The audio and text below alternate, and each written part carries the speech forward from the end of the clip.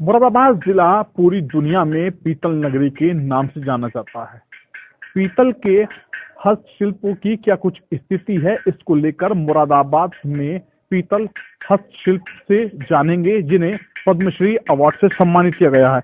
आप देख सकते हैं इस समय भी एक प्लांटर को तैयार कर रहे हैं, और इस प्लांटर की बात करें तो बाबूराम जी का कहना है कि इसको तैयार करने में लगभग 1 महीने का समय ठंड में लगता है, और जिसकी कुल मजदूरी 1200 रुपये बताई है। सीधा बाबूराम जी से बात करेंगे। बाबूराम जी, आप पद्मश्री अवार्ड से सम्मानित हैं। अगर आज की बात करें, क्या कुछ कारोबार की स्थिति है, आपकी मजदूरी किस तरीके से मिल रही है? मजदूरी साहब कहाँ मिल रही है? मजदूरी तो बहुत कम मिल रही है। ठंड में मतलब कारोबार ही नहीं मिल रहा है।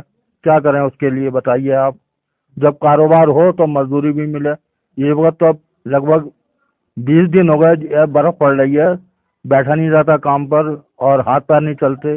क्या करें मतलब बताइए, मजदूरी बिल्कुल है नहीं।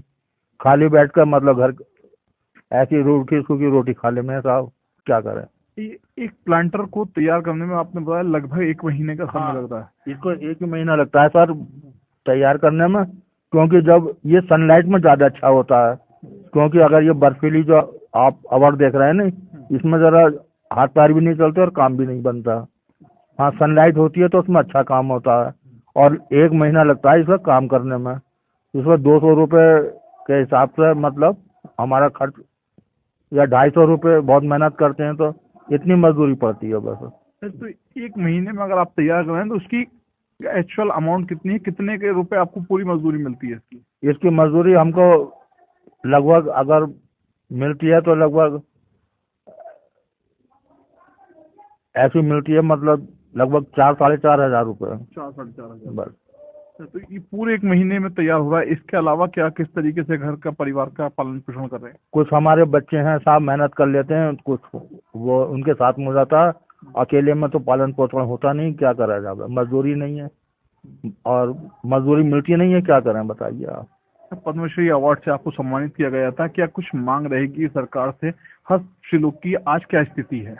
हस्तशिल्प की ये स्थिति है साहब, कारोबार होना चाहिए हस्तशिल्पी के लिए। कोई भी हस्तशिल्पी हो उसके लिए कारोबार होना चाहिए, और उसके लिए कम से कम ऐसा इंतजाम होना चाहिए कि कारोबार ना हो तो कम से कम उसकी एक थोड़ी सी पेंशन बना दी जाए भारत सरकार से। और भारत सरकार, हम पद्मश्री हैं, हमें 8,000 रुपये पर मंथ दे रही है। 8,000 पर मंथ से तो वो खर्चा कर लेते हैं हम, और थोड़ा सा अपनी मजदूरी कर लेते हैं। सब मिला के हमें ये 12-15 हजार रुपये का मतलब हो जाता है, तो अपना घर का गुजारा चलता है।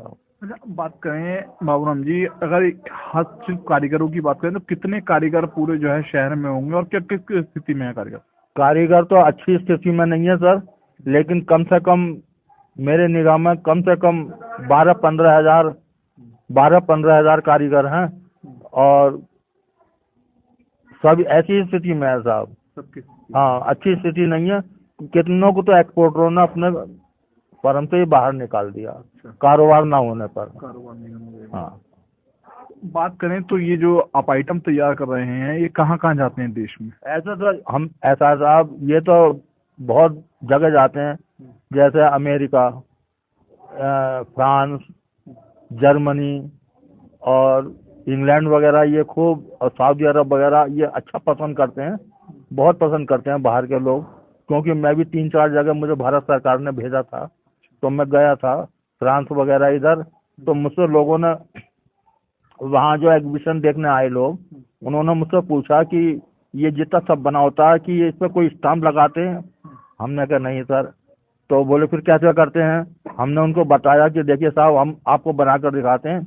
हमने 1 इंच का उनको एक फ्लावर बनाकर दिखाया, और फ्लावर बनाकर दिखाने पर उनकी समझ में आया कि ये जो है इस तरह से बनता है। बड़े खुश हुए।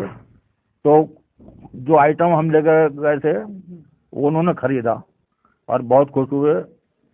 ये आपका टोटली पूरा हैंडमेड है? बिल्कुल हैंडमेड है, देखिए आपके सामने बन गया, बिल्कुल हैंडमेड है साहब। अच्छा, इसके साथ ही अगर बात करें, कई देशों में जंग की स्थिति है, उसके बाद से क्या कुछ समस्याएं खड़ी हुई?